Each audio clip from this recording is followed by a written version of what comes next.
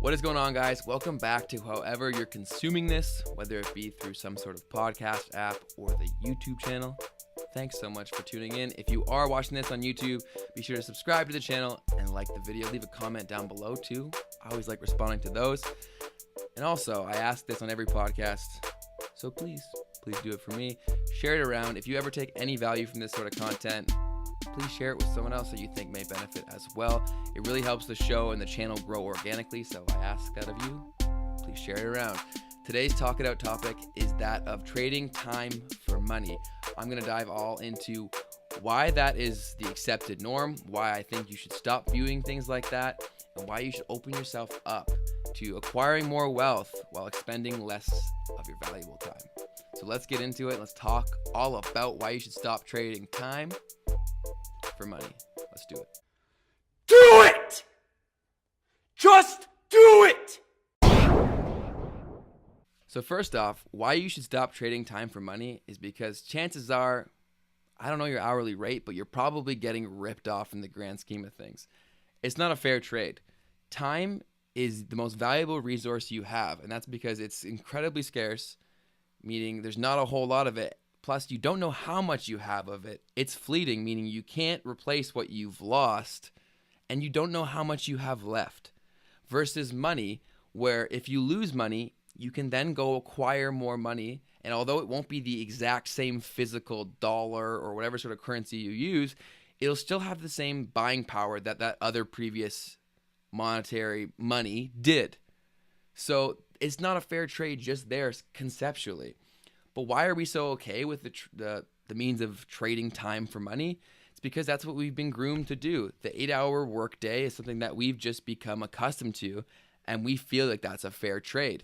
But you have to understand, when you stop looking at it like an employee and start looking at it like an employer, you start to open yourselves up to the true means of value and value creation. An employer wouldn't hire you unless your outputs produce something that is greater than what it costs to keep you there providing that service. So when you think about that, is you're creating more value for whoever's at the top. That benefits the top of the pyramid. Regardless of what company you're working in, they all resemble some sort of pyramid where the money and the benefit goes up.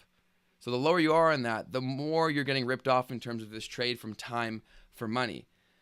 So building off that and understanding value and how it's not so simple as trading your hour for, say, your $14. It's not that simple, because the value of a product or service, whatever your output is, isn't strictly based off the time that it takes to create it, but instead the value is whatever it provides for the end user. That's the value. That's subjective, and that's incredibly relative. So that should, right there, I know that's a lot to process, but in saying that, that means that just because something didn't take you a long time, if it then provides an incredible amount of value for whoever will be using it, that in turn deserves more monetary value to you. You deserve to be paid more. So acquire these niche skills. There's so many things that you can provide to people that they can't do themselves. They physically can't, and it's better for them. The opportunity cost is better for them to expend their money, even in a great deal, for you to perform that service or create that product. A brief example off the top of my head would say a website creation. You could create a website. You could learn how to create a website in a week or two, watching YouTube videos, consuming online content. You could become a relative website, maybe not expert, but you could be very skilled at creating websites in a few weeks to a month. You could then take that skill to a business professional who may be technologically inept. They don't even know how to work a computer, and you could tell them, I can build a website for you that's going to look beautiful, open your business up to millions of people on the web, and I'm going to target it for your clients. That to them creates thousands upon maybe potentially millions of dollars of value for something that could take you a few hours. So what is that worth to them?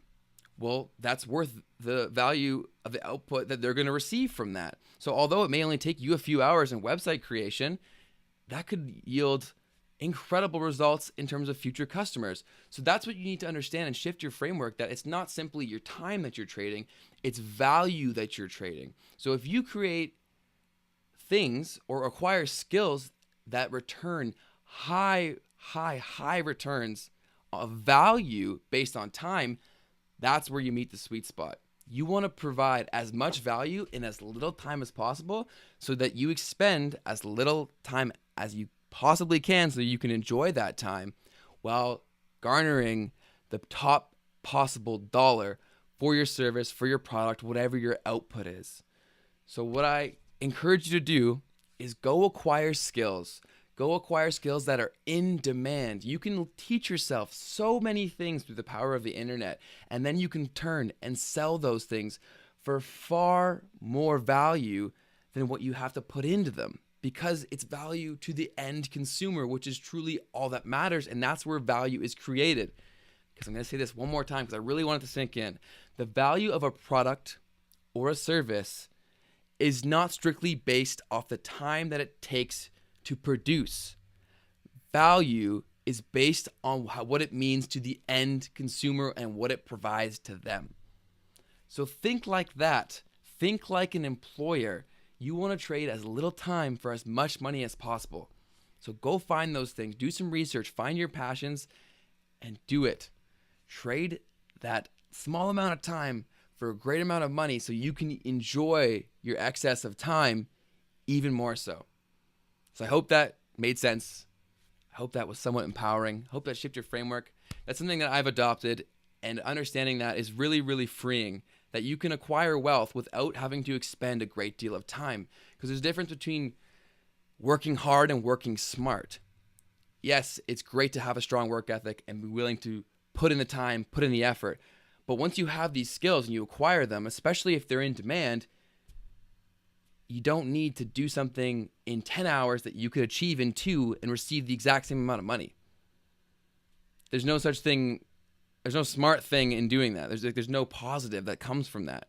So work smart and less hard, people. Save your time, enjoy your time, and make some more money while spending less of your time. So thank you guys so much for listening or watching.